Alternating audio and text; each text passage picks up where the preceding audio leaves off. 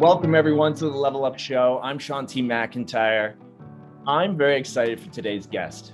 He's an innovative producer, entrepreneur, and philanthropist pushing the boundaries of technology and creative storytelling.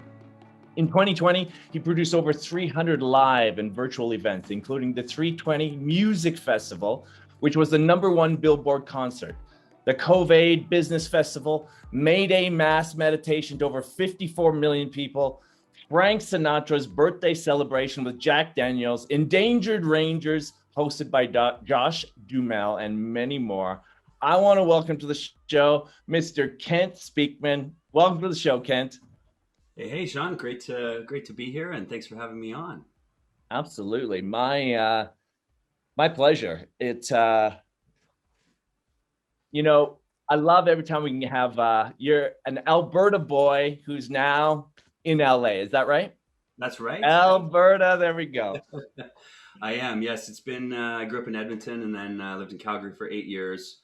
I've been here in LA for the last 10 now, and Alberta at heart. I love going home and visiting family and being back, and just the culture and nature and the warmness of Alberta is just such a wonderful thing. So amazing. I love that.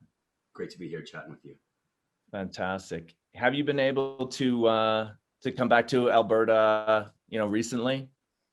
I haven't actually. I was really fortunate. 2 weeks before everything locked down, I was back working on a documentary series. So I got to spend 3 weeks with my parents in between shooting, and stayed with them and had dozens of dinners, and so I was really lucky to get to be there for a while. But I haven't gone back because of the visa and travel restrictions and changing climate with that. So totally, been a little tough. But well, Ken, I'm really interested in your story. Especially what you're doing now. Alberta boy who's now in LA, and you're producing TV shows, films, movies, all kinds of documentaries, and it's really amazing. Is the camera producing something that was always inside of you? Or take me back a little bit to how that even came to be. Well, since you guys are from Alberta, I'll share a little bit more than I would. There's my grandparents settled into a place called Buck Lake, Alberta. Not sure if you're familiar with where that is. Yeah, I've heard of that. Yep. Yeah, kind of between Rocky Mountain House and Sylvan Lake. And so I spent most of my summers there on their farm with my parents. And I don't even know what year it would have been, but I was probably 7, and my parents got a little video, little camcorder that recorded onto these tiny little tapes.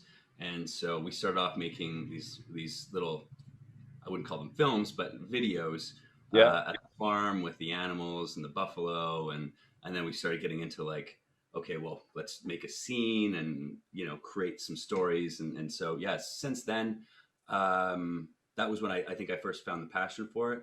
I went to Louis St. Laurent in Edmonton, which was the first high school to actually offer the communication technology program, which was the same as the television radio program that like Nate and the other colleges were offering back then. And that's where I really found my passion for it. I didn't love going to school, I'll be honest, but that was the thing that got me up every morning and made me get there. That and music. And I would end up staying in the lab until 8 o'clock at night, where the principal would come and actually say like, okay, Kent, it's time to go home. Oh, wow.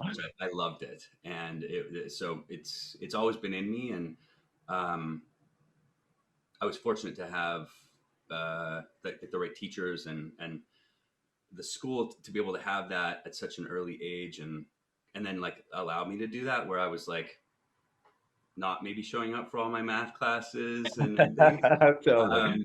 And allowing me to kind of foster that passion.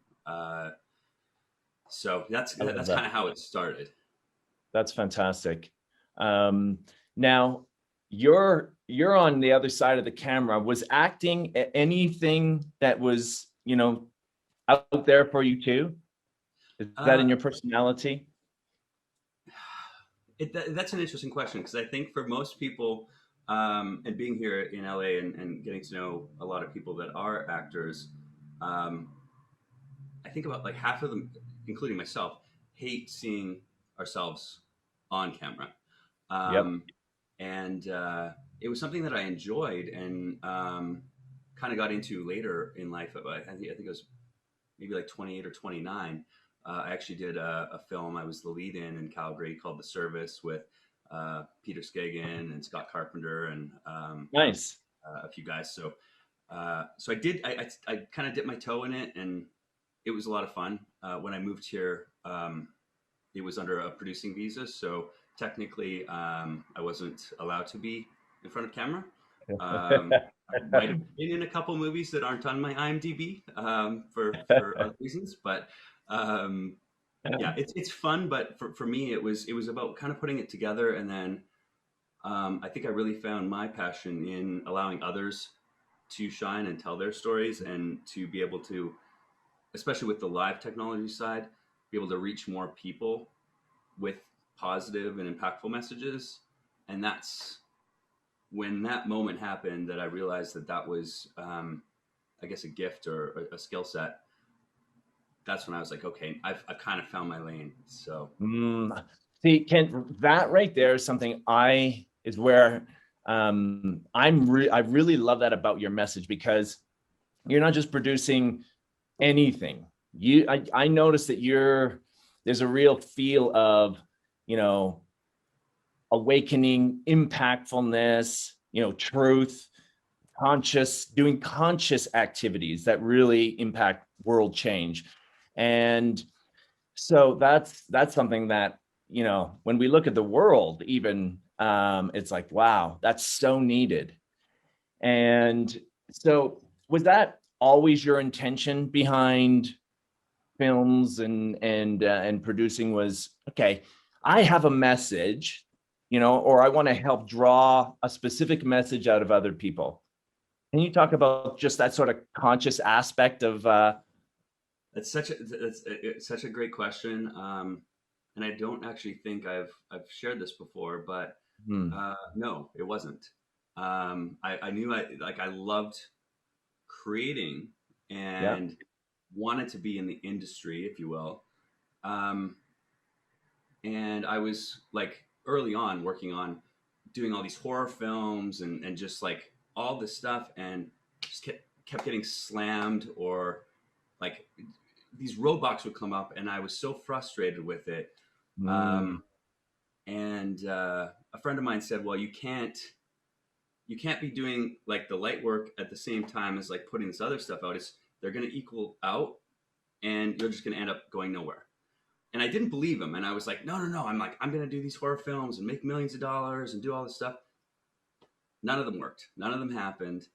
And the first the first live show that I did, which was kind of what got me into this space, was I was doing a short form TV series to bring awareness to human trafficking. And mm, my background, you guys will know from Alberta. I worked with Paul Vickers and ran Cowboys and yeah. Club Malibu and all of those venues. So I had this background, which was totally uncorrelated to this, I thought, up until we did the short form series on human trafficking. And I said, let's throw a party and invite everybody to come, and we'll bring the FBI and CIA and the LAPD. I was working with Lieutenant Dawson, who passed away about 3 years ago. And he actually brought me in to like see the case files. And I mean, like, Wow. I'm right in the heart of like Hollywood here. And I stopped for gas, and I've seen people been like the video of girls getting picked up and stolen and brought into this horrible industry. So I don't want to digress on that too much, but um, we threw this party, and I was working with this guy Stuart Bishop, and his company's called Katapi, and um, they had this ability to do live streaming back like 7 years ago. Well, longer than that, but 7 years ago, before Facebook Live and YouTube Live and all of the other platforms existed. So I called Stuart and I was like, "Hey, I've got this crazy idea. We're doing this party. why don't we do like the award show style live show and do the red carpet. I've got a ton of celebrities and like awesome people coming, and then like showcase what's going on inside with all these people talking about these issues. And we had bands performing and all of this stuff. And we ended up getting 1.2 million people watching that. 4 or 5 months later, NFL partnered up with Yahoo.com to do the first NFL game. They got 12 million views. So I had an $800 budget, and Stuart supported me. And we did 10% of what the NFL and Yahoo did as far as viewership. And that's when people kept calling saying, we've got an album release supporting homeless people, we've got this and that. And that's kind of how it all actually started, was from that that sort of opportunity that just happened by pulling these what I thought were uncorrelated experiences. 10 years in hospitality and nightlife and doing all of that, and my family and friends going like, Kent, what are you doing? And I don't mean any disrespect. I absolutely love everyone in hospitality, but they were like, you're running nightclubs. What are you doing with yourself? And because it's, there's other elements and dangers and, all the drinking and stuff that goes along with that. At least for me, like I was, I was fully caught up in that lifestyle. And then to move into something completely different, it didn't make sense until that moment when we threw the party, we brought the technology piece in, and then we're able to actually help all these people and raise some money.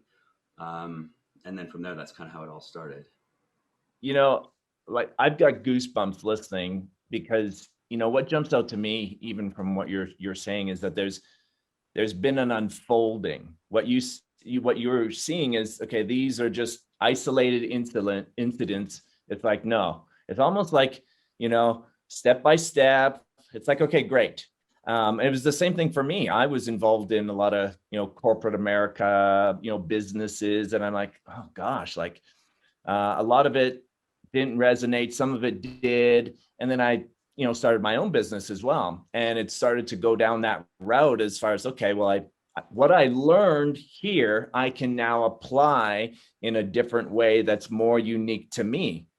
And so that's what I hear you saying. And I'm just like, oh my gosh, this is like, it's almost like a universal theme that's happening. There's this unfolding. Would you agree with that?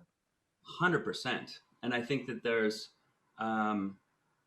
like the hospitality standpoint. I was actually having this conversation yesterday with somebody, and we were like, everybody should have to like spend a year working in hospitality, because it gives you so many skill sets to relate to people and understand like empathy, and like, like everybody's going through stuff, and like your waiter, your Uber driver, taxi driver, person at the supermarket, it like everyone's going through stuff. And without having that that experience, you might be missing out on a way to connect.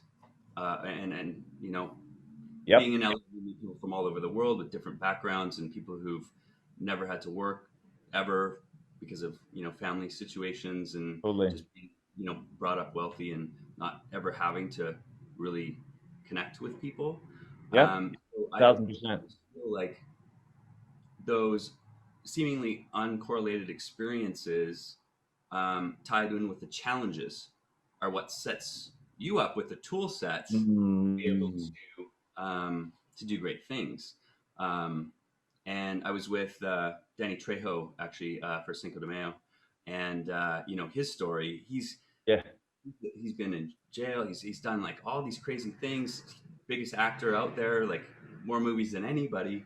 And we were at his restaurant, and he's carrying out the gifts to the guest's car for them.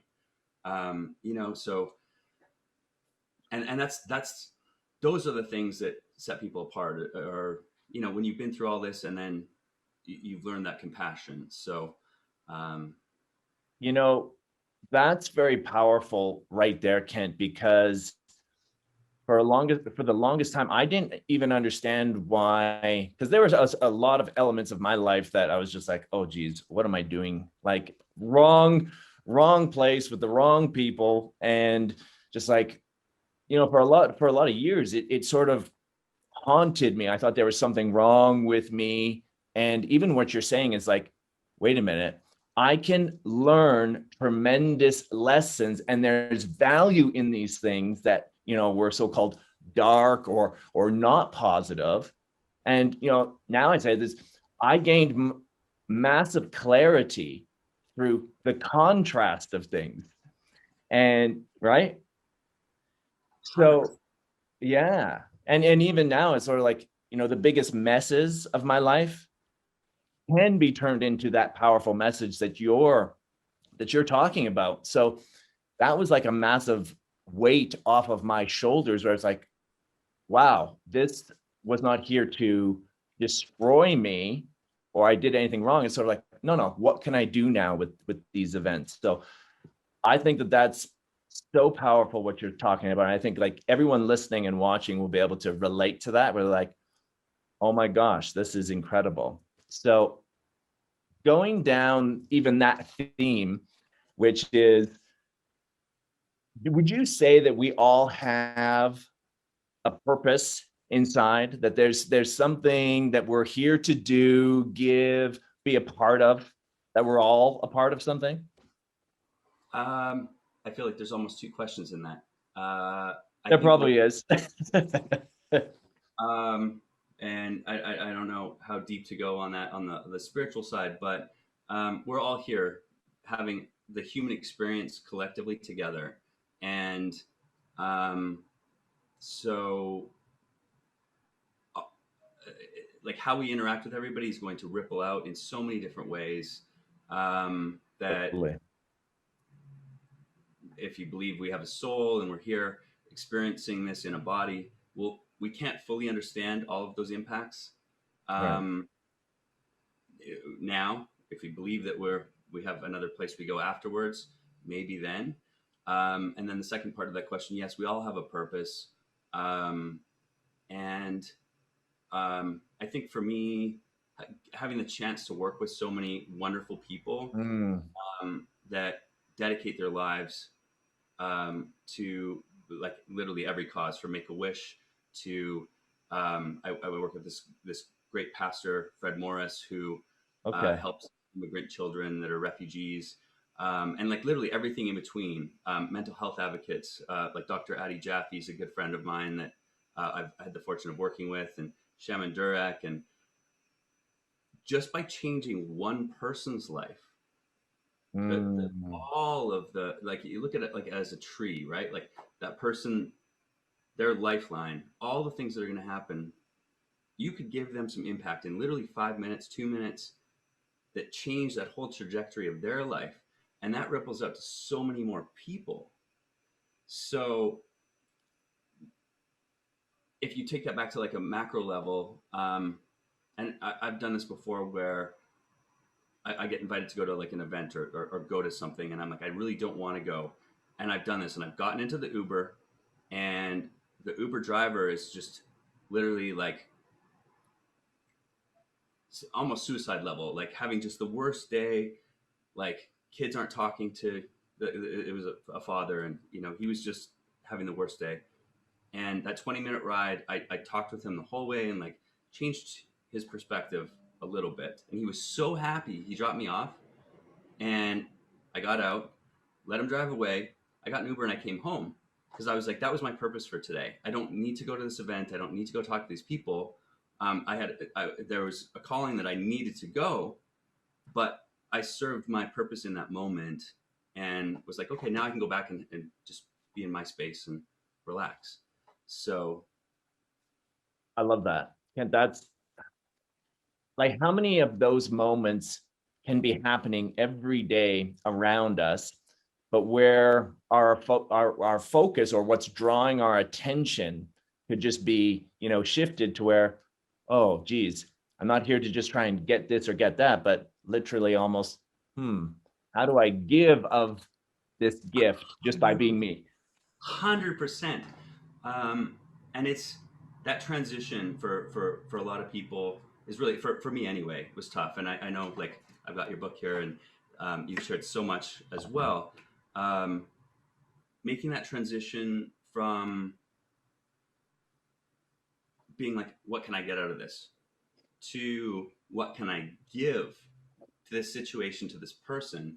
It's the way that we're brought up. It's kind of counterintuitive, but the more that we live in that lifestyle and change our mindset to do that, it Keith Ferrazzi wrote a couple of books, Never Eat Alone, Who's Got Your Back, and he talks about this in those books. And it's about giving without the expectation of anything in return. And the more you do that, it's sort of this like karma thing that will eventually start to happen. You give to 10 people, and 8 of them, nothing comes back. And that, for us in the human experience, that it hurts. It doesn't feel good. But that 10th person, something might come back for, or none of it. But then you do that, and like once you're just continually doing that. Maybe it's 100 people, 1,000 people. All of a sudden, other things start coming back in a different way, and you're like, it's like a mirror. Like the more you give, the more you're going to get. And a lot of people talk about that with like donating. And I was speaking about this the other day. Like donating doesn't necessarily need to be a financial thing. It's like if you've got a skill set, or if you can go collect socks and from all your friends in your neighborhood and drop them off at a homeless center, and that's what you can contribute because financially you're not in a space to write the check. Those socks might be a better energetic exchange than the $50 or $10 that you can send in. So the more you're able to output positivity, eventually that's going to start to be a reflection and coming back to you. Wow. Yeah, I love what you're saying. This is so great because, and I love what you said as far as this is an energetic exchange, right? What we're really giving, and this is something that I've sort of been really paying attention to, trying to, right, and I call it this great turnaround. And to me, it's sort of what everyone talks about when they talk about faith or trust or presence. It's like, when you give out, it's sort of like, okay, how am I feeling when I do that? Am I really trusting in the outside or something more inside? And, being able to just give more, be it energy, be it, just compassion, or like you said, here's some socks, here's some things that, I can, I'm cleaning out my space physically, but I'm also energetically giving. And was that something that you had to learn how to do, or did it just come naturally to you, just sort of intuitively? I think I was fortunate. My parents, I was shown a lot growing up, but it took me interpreting that and understanding it in my own way. Yes. My mom is the most amazing woman. She still lives in Alberta, and she's worked most of her lifetime with, actually her whole professional lifetime, with special needs and at-risk youth and inner city schools. And so when I was growing up, she would bring me to sell school supplies to these kids in these inner city schools when they were going back to class. And every day I would have a tally of how much I owed the school, because I don't want to get emotional, but these people couldn't afford basic like pencils and books and things like that. And so my mom really ingrained that into me. And so I was able to see that firsthand. But it was, I guess, much later in life that I kind of was able to put that together and then understand that, it kind of all works together. Totally. I love that because I remember it was one of my moments too. I was actually delivering papers at 2:30 in the morning because I just needed some money, right? And I saw these houses that just sort of broken down, and I knew kids lived there. And it was this one Christmas, I took my girls at the time, and we we just put together little bags. We just put Christmas gifts on these. And what happened was, I'm not saying that to say anything about me, but what I saw in my daughter's faces, they were just like, well, can we do this, Dad? That there's this natural ability in us to just want to help and to give. And I was just like, I learned so much just from that, where it's just like, wow. So it's, as you tell that story, it brings that up, that emotion. And I'm just like, it couldn't be any more real to me that we are connected. So incredible. I love that, Kent. And I think for me too, I had I had some pretty sort of tough times in life as well. Um, Middle of divorce, I was in a lawsuit, got sued. Literally, mm, all my bank accounts were frozen, um, and I was the only way I was able to kind of get through that was by giving back to other people.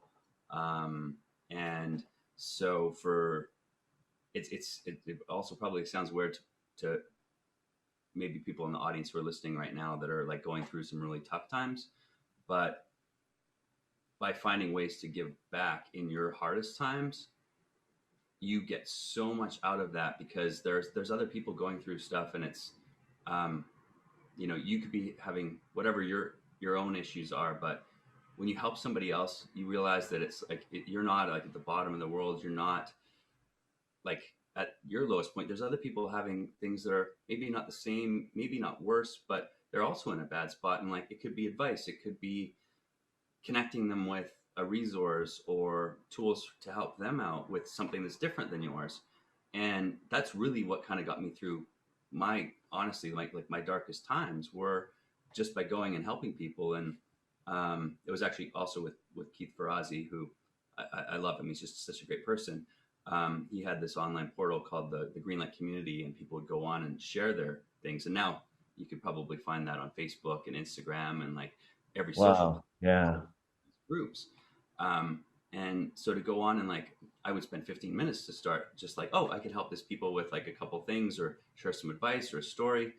And then it grew into like, rather than going out to the bar to get through what I was going through, I found myself going home and helping other people. And so for people that are in that space that I was years ago, try it and see. Like it's pretty amazing. And like with like Clubhouse, these new apps, and there's rooms where you can go on and talk and share and learn and listen. And there's just so many tools for people right now that um, it's kind of exciting. And I think that uh, last year was really tough on everybody. Yeah. We're still doing a lot of stuff in the mental health space, but it's also created tools and other ways for people to connect. So there's ways out there, either if you're looking for help or if you're looking to find ways to give help. Um, I love that. That's incredible. That right there is, probably some of the best advice. And as you went through my book, I think that's how I relate to your story so much too. Was some of these challenges, it can literally feel like I'm out of options, I'm out of solutions, and what you're just saying is a complete 360 or 180 rather, which is okay, no, how do I sort of disconnect from it just being personal and then tap into something which is a real way to, again, coming back to giving. And I was going to ask you, Kent, is that something that you see a lot of in LA? You work with a lot of celebrities and people, involved in philanthropic activities, along with yourself, by the way. You must have some great stories around that. Some of the things that you're seeing, that the world isn't just, dark and collapsing, but really, how we can start to look at some of the things that are going on because of these dark moments in a lot of people's minds. yeah, it's uh,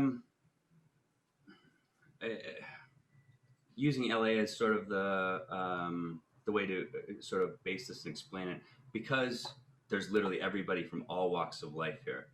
Yeah. And I've been fortunate to meet a lot of them on all spectrums of that. Um, and there's people here, and myself too. I've experienced this whole spectrum. This can be the worst place to live. Everybody's out to just take, and it can also be the most beautiful place filled with creative people that are here Yeah. to nurture and share their gifts, and like share that positivity, if it's music, if it's writing, um, and it's literally the whole spectrum of that. So it's as much about like what how you're viewing and perceiving and being having gratitude, I think, which is another part that we can maybe talk about later. Totally. Gratitude is a big piece of that. um, when you're surrounding yourself with people that are in that sort of conscious space of sharing and giving, and Mm. like um, I was having a conversation yesterday with a friend that I work with, who's created a product line, and she was like, "Okay, I need to do more to give back to my community. I need to do more live stuff. I need to give back more to the people that are, buying my products and supporting and following me." And she like that wasn't that the first part of the conversation was that. The second part was about like the financial part. So Yeah. it's like leading from a giving space, not like, oh, I need to make more money. Let's do like QVC live stuff and like sell products. It's these people are supporting me. They've bought stuff through the pandemic. They're here to be a part of my community. I need to give them more. I need to share more. We need to do more yoga content. We need to do more cooking classes to help them nourish their bodies. And there's no financial gain in that for her. um, and so that's like the spectrum versus the people that are like, I had an event last night, and um, actually, I need to be careful how I share this. I don't want to put this. Maybe I'll not share that one. I don't want to put this out there and have anything possibly come back to sound negative about people. So we'll skip that part, and I'll maybe tell it in a different way later. But Sure. No, that's awesome. You bring up a point about gratitude, um, and what I was picking up even from what you're saying is sometimes that we think that we want to even give in order to get. Well, if I, give this and well, it doesn't, that's not real giving from my perspective. It was like, and I remember I had even one of my um clients I was helping at the time. Um, and even it doesn't matter if you've got coach or client, it's the relationship it's giving both ways, right? And I I got onto the call with this gentleman, and he had just received a check from Amazon, and it was worth $1.24, and he had this biggest smile on his face, and he's like, I'm just so grateful for this $1.24, because it just showed me that, in an instant something can come out of nowhere, and I want to value this dollar as a seed that I can just plant somewhere. And I was just like, you know what, that's amazing to me. That's sort of where gratitude starts, is seeing what we do have versus what we don't have, right? So even you telling that story, I was just like, wow, and sort of pointing at gratitude. Is that something that, you want to dive into there? yeah, well, I think it's an important part of when we look at um, manifestation, if you will, or like this Absolutely. as like a like that whole book and movement. It's a part of the whole, right? Like you have to have your goals and the things you're looking forward to and want, and you can do that through whatever mood boards and vision boards and that on that side. So that's looking forward. But when you come back to like the present, you need to have gratefulness as part of that, um, that whole system. And I think that that's what they were kind of missing. It was like it's all about the future. Well, in the present, like being grateful for like having a great cup of coffee, Absolutely. with the ingredients that you love, and just being happy for all the things in the moment are going to propel that positive energy towards where you're going. Um, and that also prevents a lot of, I'm sure it's, you've all heard the stories about like the successful people that are like, they've got the Lamborghini and the house and the trips, and they're just not happy people. It's because they haven't learned to be grateful along the way to get there. So Absolutely. I think from a mindfulness standpoint, that's probably one of the most important. And literally every person that I know that is, Mm, you know, doing well, giving back to people, making millions of dollars here in LA, and I'm not leading with making millions of dollars because they're happy, and it's about that gratitude and finding that gratitude in everything that they do and receive, that's got them to where they are, and they're so happy about all of the things that they have in their life. incredible. And you just brought up a great point, even um, because every day I try and just get out into nature, just do a walk, right? Just to go walk. And even what you're talking about is, I see a tree, how it's planted, and it's not trying to, uproot itself and go somewhere else. It's like it's rooted there. And so it's expanding from where it's is. So it is very present, it's grounded, and moving forward by growing and expanding from where it is.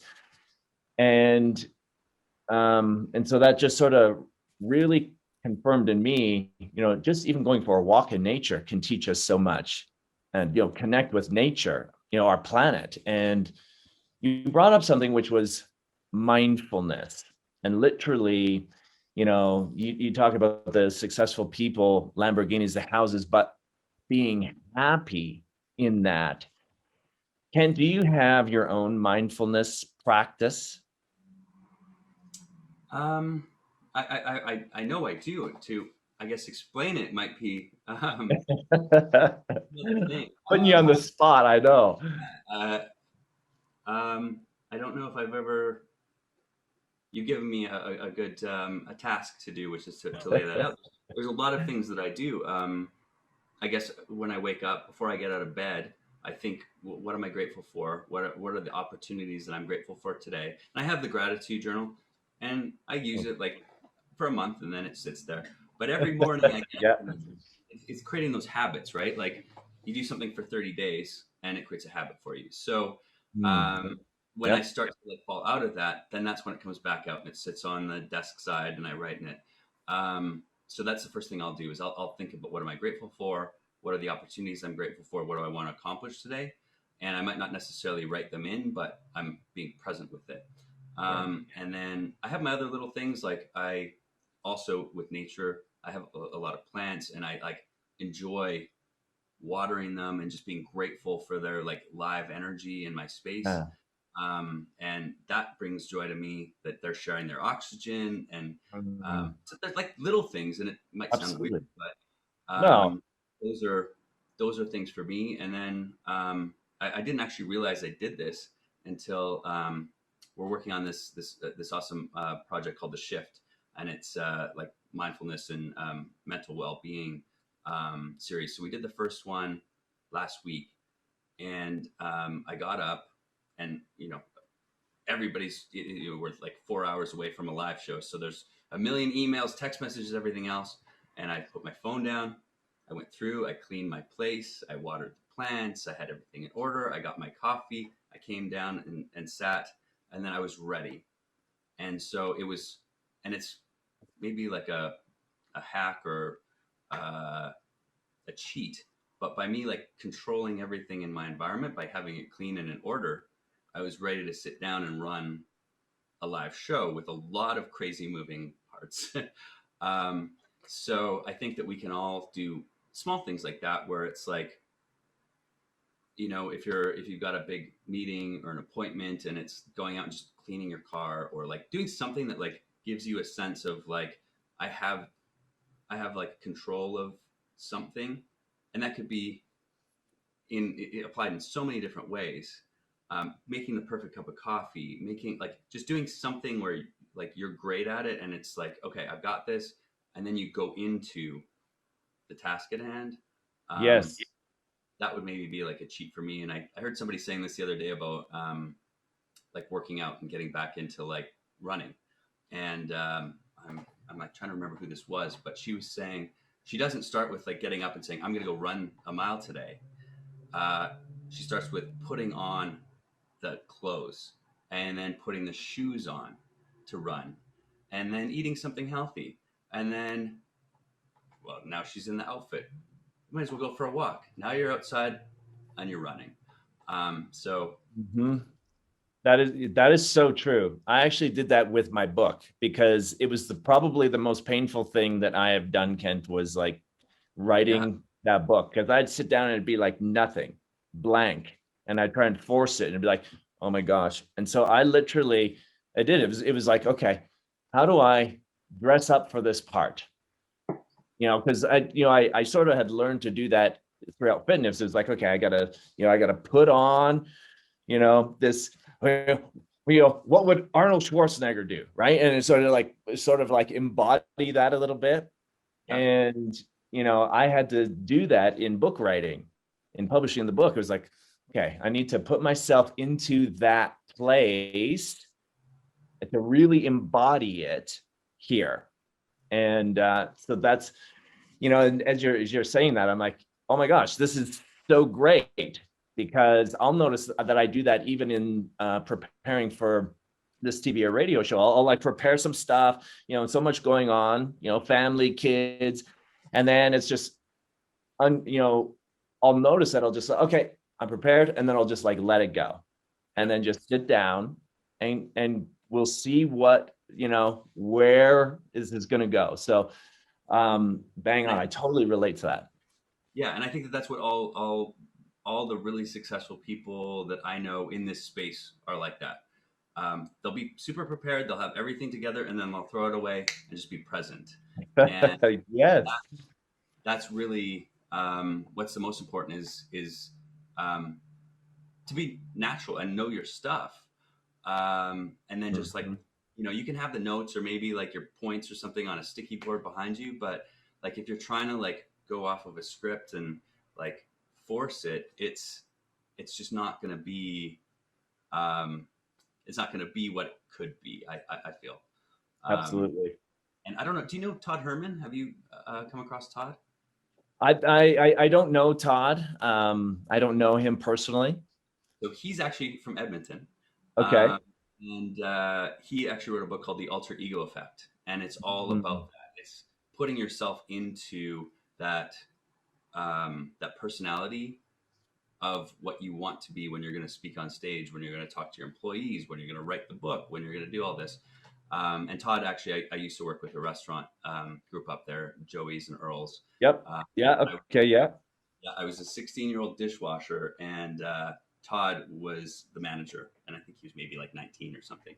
And so he would like pull me aside and like give me these coaching lessons and stuff. And sort of funny sidebar story. I was working with Jay Shetty. We do his Yeah. lives, and Jay's just amazing. And so I was back and forth with this guy Todd Herman's team, and I was like, in the back of my mind, I was like, "Oh, this is crazy. I used to know a guy named Todd." Um, and I got to his place. We're getting to Jay's place to set up for this live show. Todd's on his way, and I hadn't actually been on an email with Todd. It was just his team, and we needed to set some stuff up to connect Todd's Facebook in so we could push the live to it. And Todd was like, "Oh my God, Kent!" I'm leaving out the explicit words there, and he was so excited. Um, and so was I, because it had been 22 years since I had seen him. And so I'm washing dishes. He's a restaurant manager. Now we're meeting at Jay's place. And, Todd was the guest on the show with Jay. And so it's just wild, like how like those experiences, like as a dishwasher with your restaurant manager, and now Todd's teaching all these people, and so like those back to that story about like you never know where things are going to go. That relationship back when I was 16 came into Incredible. so many years later, and then we ended up going for dinner and like met all these other wonderful people through that. But it comes back to like if there's somebody on there on right now listening, you could be 16 and thinking like, oh, none of this matters. It Mm, all connected, and you never know when those people are going to come back into your life. So it can start today in the smallest way, and I mean that was me washing dishes, and 22 years later, like at the penthouse of one of the most influential people in the world, and that relationship came into play. So I think for people watching, like it can start today, and it can start with the smallest things, because you never know where those relationships will end up, um, and how that can come back positively for you. Uh, and on the other side, back to like, is LA a negative or a dark place, or is it a beautiful place? It's how you see it and how you perceive it and how you look at yes. it. So, Oh, I love the stories that you're sharing, Ken. It's incredible. It's awesome. Such great visuals for all of us, and it's so thank you for that. And has your definition of success changed, unfolded um, over time from the very first vision? I want to go to LA to what's success now for you, Kent? What does um, success mean? 100%. I think coming to LA was sort of it wasn't like I'm going to come to LA and make it or do something. It was sort of like intuitively, since I was a child, I knew that I wanted to be here since I was 5, Mm-hmm. like growing up Mm-hmm. watching Saved by the Bell and 90210 um, Yeah. and those shows. And crazy enough, like I've been so grateful to have actually met most of those people that were the actors, and like all of them have just been wonderful, that I've had the chance to work with. Um, but I think like younger growing up, it was like, you know, this in the bank, this car, this house, those were the things that defined success. Yeah. Uh, and I think for me now, it's changed to like definitely being able to be comfortable and not financially stressed out is Yeah.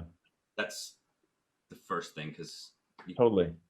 it's tough to be able to give back when you're in a scarcity mode, I guess. Totally. So for me, I guess success would be defined with not being in a scarcity mode, being in an abundance mode. And that doesn't mean Mm, that's not defined by like a dollar amount, but just right. being comfortable and not like not worried, because things will come. And it's like when it's not, like I worked a lot last year, and then the last 5 months were like I literally didn't do anything until last week that was Mhm. bringing in any finances.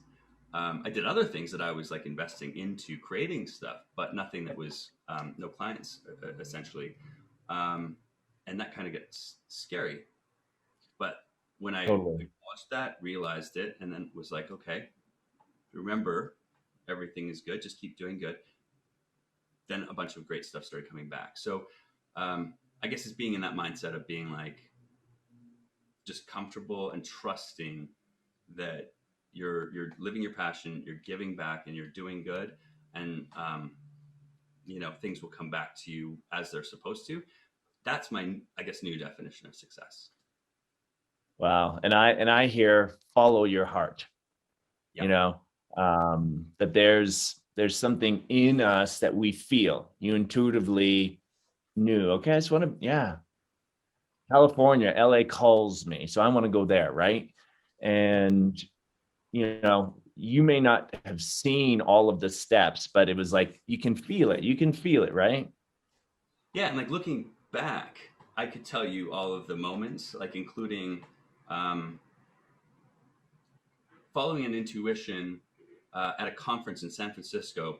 This would have been 15 years ago, to go to a session that had nothing to do with what I was actually there for, but it was on entrepreneurship. And I was like, I feel like I want to go to this. Mm-hmm. So I went. And then this guy, John Durham, who's become a close friend and mentor, his company's Catalyst, they run all the global marketing strategy for like Pepsi, Del Monte. He ran like Lucasfilm global strategy for like Star Wars. This guy's just a genius. And he was speaking, and I went up to John at the end of the session, and I said, John, I have no idea how like I could ever do anything to work with you, but I'd love to stay in touch. You're just like so inspiring.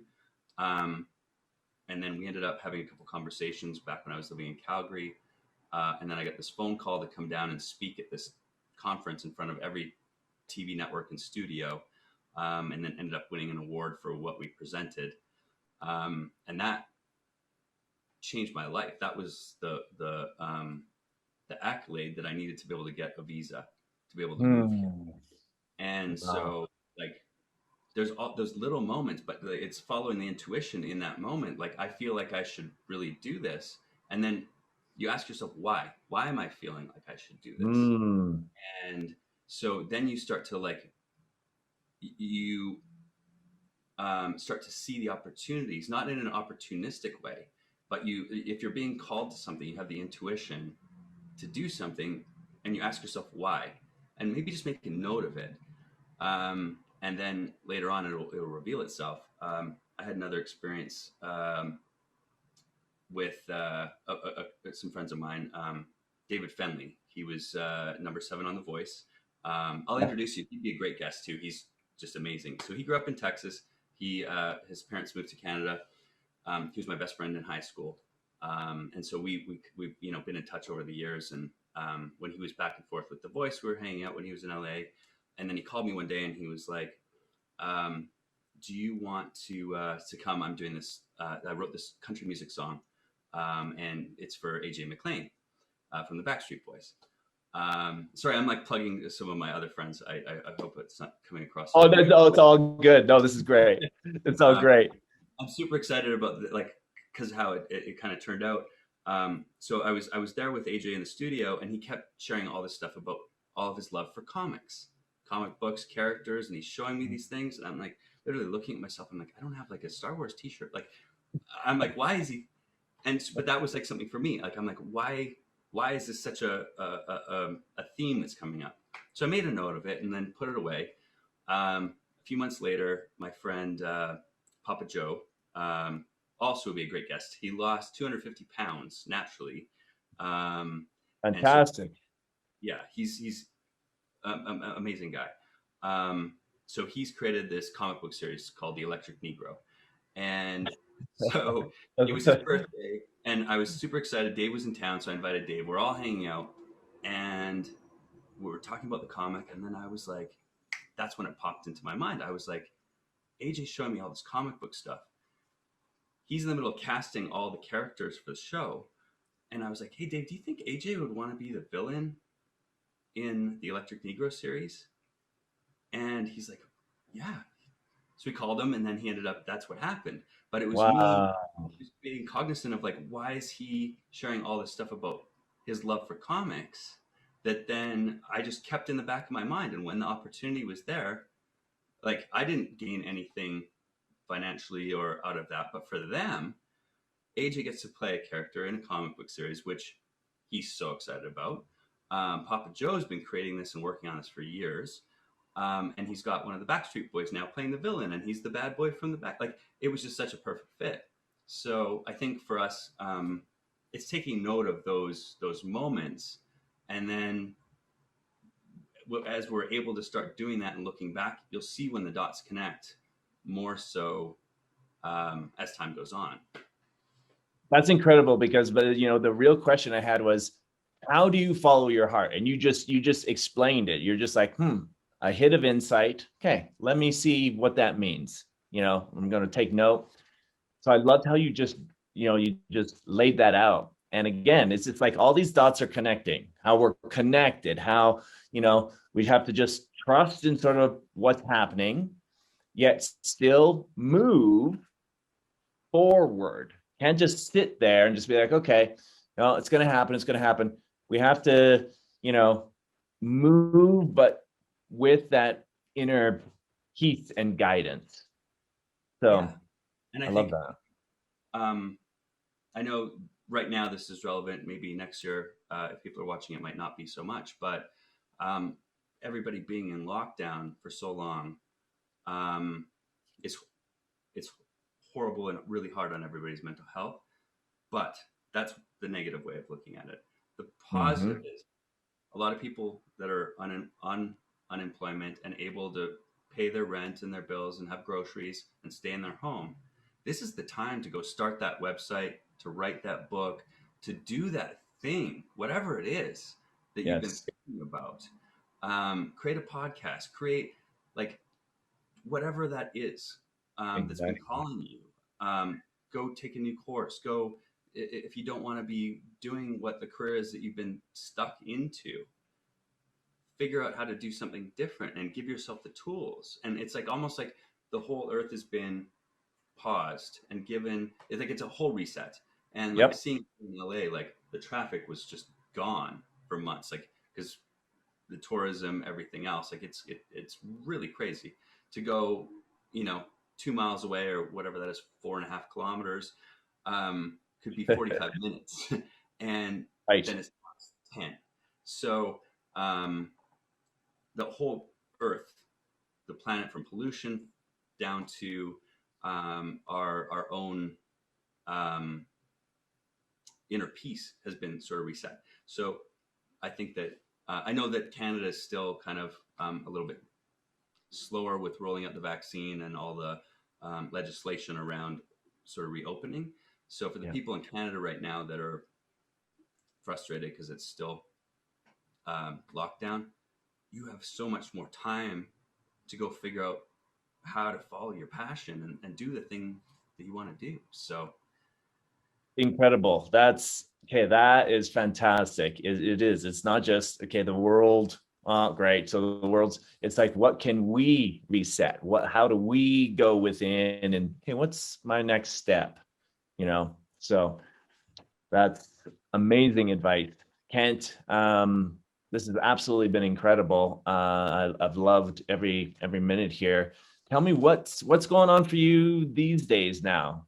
What do you have on the go? If you can share any of it, and uh, Um, well, yeah, last year we kind of reset everything. I started a company called Connect TV, which is KNEKT. And for the last 5 years, we were doing like live in person events. So red carpets, award shows, everything from like Make a Wish in New York to the daytime Emmys. We were there producing and live broadcasting, streaming. And we've got our apps and stuff on Apple and Roku. Um, Last year, everything disappeared. Um, like literally had all these shows planned and ready to go, and then nothing. And so I ended up setting up all the equipment that was normally like in the back of a truck or backstage at these shows here on actually on this desk that we're talking at, and doing all these live virtual shows. Um, So as things are kind of half opening up, we're kind of moving into this interesting hybrid, which is I think mm, exciting in the sense that um, we're able to reach more people with these messages than would typically be able to like attend an in-person event. right. Uh, and so from like a technology equipment, and this is probably boring for people, like the workflow standpoint, we've changed and simplified it where um, I don't need to take a truck everywhere now. I can, Totally. you know, like you could fit in the trunk of your car with a couple cameras and go onto a location, and I'll send one of my people, and then the rest of it can all run from home, or from here for me anyway. So that's been sort of an exciting thing because I'm able to do more without needing to pack in and out. So like typically like a 1 day event would take 3 days because you'd have to load in the day before, set everything up, run through all the testing, then the Totally. day of the event, and then load out. And so we were, you mentioned at the opening, we did the Frank Sinatra Jack Daniels event, which was a hybrid from here and then over at the Noy House in Hollywood. So we had Yeah. Sibley Scholes from Access was there hosting in person with Chef Aaron May, socially distant because this was like right in the middle of things. And so they were 25 feet apart, and then we had the multiple cameras set up there, and that was running back to here. So I did that, and then the next morning we did the the Endangered Rangers, which Josh Jamel. And there's no way we could have done both of those if things needed to be moved around. So, yeah, lots more virtual stuff. Back to your question, we've got the Shift series. We're doing one from Chicago in that same format on the 15th. That sounds awesome. Yeah. And then more of these hybrid kind of benefit concerts and things like that. So Incredible. Wow. And I just, everything that you're doing, I keep seeing and hearing, everything is optimizing, right? How do we become more optimized with technology, workflow, everything how we look at things? Kent, this has been absolutely incredible. Like I said, I've loved every minute. Where can we follow you, websites, social media, where we can continue to see what you're doing, what you're producing, and definitely follow what's going on. Thanks, Sean. Yeah, it's at Kent Speakman, pretty much everywhere for me personally, and then at Connect TV, KNEKT TV, on all the social platforms, and there's the website there. If you want, I'll give you a promo code Yes, for please. Anybody who wants. We'll do like an annual subscription for free or something. Right. Yes. If you want to share that. Perfect. And yeah, that's where to find No, me. it sounds amazing. That'd be amazing. So thank you so much, Kent. And I look forward to talking again real soon. This has been great. Thanks so much, Sean. All right, take care.